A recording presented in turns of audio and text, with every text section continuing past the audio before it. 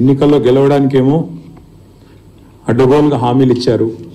ఎన్నికల్లో గెలవడానికి, అధికారంలోకి రావడానికి నోటికొచ్చిన హామీలు ఇవ్వడం, దాదాపుగా మొత్తం కలిపినట్టయితే 420 హామీలు ఇచ్చి తర్వాత 6 గ్యారంటీలని మరి నమ్మబలికి 100 రోజుల్లో 6 గ్యారంటీలు, మిగతా 414 5 సంవత్సరాల కాలంలో చేస్తామని చెప్పి నమ్మబలికి, ఆనాడు టీఆర్ఎస్ పార్టీ అధికారంలో ఉన్నప్పుడు మరి ఏదైనా కార్యక్రమం తెస్తే దాని మీద నోటికొచ్చినట్టు మాట్లాడి ప్రజల్ని ఆ రోజు గందరగోళం చేసి మళ్ళీ ఈరోజు అవే పథకాలని, అవే కార్యక్రమాలను కొనసాగించే ప్రయత్నం కాంగ్రెస్ పార్టీ చేస్తూ ఉన్నది. ఇందుకు తాజా ఉదాహరణ ఎల్ఆర్ఎస్ స్కీమ్ పైన కాంగ్రెస్ పార్టీ విధానం. లేఅవుట్ రెగ్యులరైజేషన్ స్కీమ్ ఏదైతే ఉన్నదో దీనికి సంబంధించి వాళ్ళ కాంగ్రెస్ పార్టీ ఏ రకమైన వైఖరి అవలంబిస్తున్నదో ఒక్కసారి మీకు ఎక్స్ప్లెయిన్ చేయాల్సిన బాధ్యత మా మీద ఉన్నది. ప్రజలను కూడా అలర్ట్ చేయాల్సిన బాధ్యత మా మీద ఉన్నది. ఆనాడు ఎల్ఆర్ఎస్ బీఆర్ఎస్ ప్రభుత్వం తీసుకొచ్చినప్పుడు 2020 ఆగస్టు 31 నుంచి అక్టోబర్ 31 వరకు దరఖాస్తులు ఆహ్వానించడం జరిగింది. అందులో భాగంగా 25,44,000 దరఖాస్తులు ఆ రోజు ప్రజలు ఇవ్వడం జరిగింది. ఆ రోజు లేఅవుట్ రెగ్యులరైజేషన్ కోసం మరి కొంత ఫీజు కూడా, నామినల్ ఫీజు ఒక 1000 రూపాయల చొప్పున నామినల్ ఫీజు కూడా పెట్టడం జరిగింది.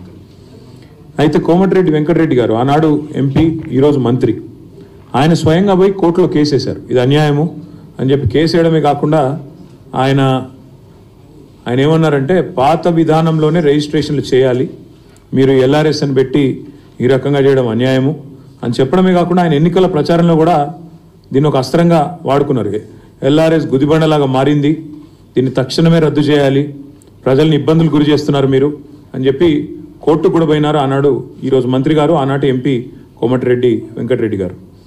అదేవిధంగా ఆ రోజు టీఆర్ఎస్ ప్రభుత్వం మరి అప్పుడు ఇదే పద్ధతుల్లో ఈరోజు కాంగ్రెస్ ఏదైతే చెప్తున్నదో, కాంగ్రెస్ ప్రభుత్వం ఏదైతే చెప్తున్నదో అదే పద్ధతుల్లో కొన్ని మార్గదర్శకాలు వెలువరించి మరి ఎల్ఆర్ఎస్ క్రమబద్ధీకరణ చేయాలనే ప్రయత్నాన్ని ప్రభుత్వం ఆనాడు చేసింది.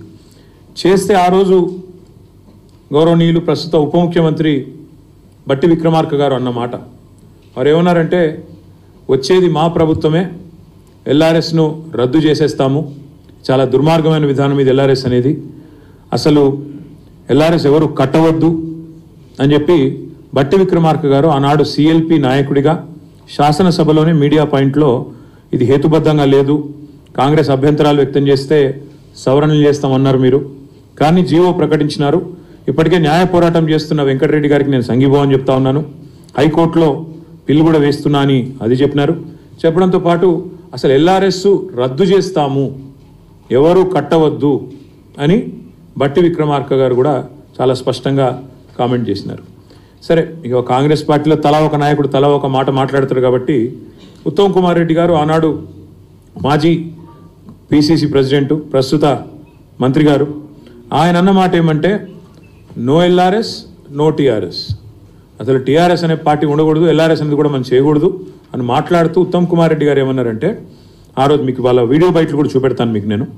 ఆ రోజు అన్న మాట ఏంటంటే ఉత్తమ్ కుమార్ రెడ్డి గారు చాలా స్పష్టంగా టీఆర్ఎస్ను బహిష్కరించాలి, తెలంగాణకి వెళ్ళి ప్రజలెవరు ఎల్ఆర్ఎస్ కట్టొద్దు, కాంగ్రెస్ అధికారంలోకి వచ్చాక ఉచితంగా భూములను క్రమబద్ధీకరిస్తాం, ఉచితంగానే ఎల్ఆర్ఎస్కి ఏ ఫీజు లేకుండా చేస్తాము అని స్వయంగా ఉత్తమ్ కుమార్ రెడ్డి గారు అన్నమాట. ఒకసారి మీరు దయచేసి వారు ఏం మాట్లాడారో ఒకసారి నేను మీకు చూపెట్టే ప్రయత్నం చేస్తాను. ఇది ఎవరిది? వీలైతే కట్టబాకండి, మీకు అందరికీ వెసులుబాటు కలిగిస్తాం, ప్రజల రక్తమాంసాలు పీలుస్తున్నారు. ఆనాడు ప్రతిపక్షంలో ఉన్నప్పుడేమో ఎల్ఆర్ఎస్కు ఫీజు కట్టండి అంటే రక్తమాంసాలు పీల్చేస్తున్నారు అని. మరి వాళ్ళ బట్టి విక్రమార్క గారు సమాధానం చెప్పాలా? మరి మీరు కూడా ఇప్పుడు రక్తమాంసాలు పీలుస్తున్నారా, లేక ఫీజులు కట్టమని ఏదైతే సేమ్ మేము ఏదైతే ఫీజు చెప్పామో అదే పెట్టి మీరు మార్చి 31 లోపల కట్టాలని చెప్పి మెడ మీద కత్తి పెట్టి ఈ రాష్ట్రంలోని మధ్యతరగతి ప్రజల రక్తమాంసాలను తాగుతున్నారా?